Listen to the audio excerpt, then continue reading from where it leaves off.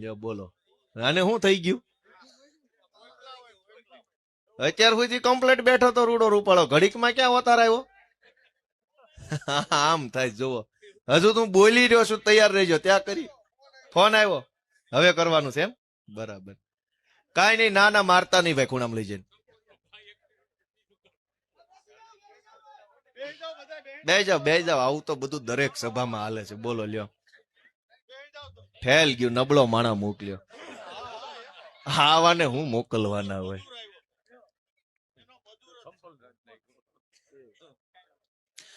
બેહો બાપા, બેહો વાલા, બેહો. આ હારું, હું જ્યારથી ચૂંટણી જીત્યો ને ત્યારથી આવું હાલે છે.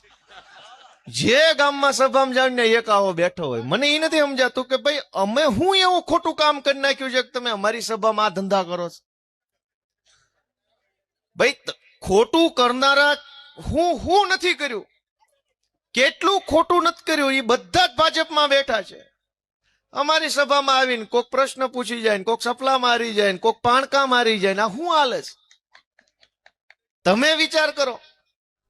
મને એમ લાગે છે કે આ લોકોથી જીરવાતું નથી. આવા હારા માણસો, આબરૂદાર માણસો આમ આદમી પાર્ટીમાં જોડાય ને જીરવાતું નહીં હોય.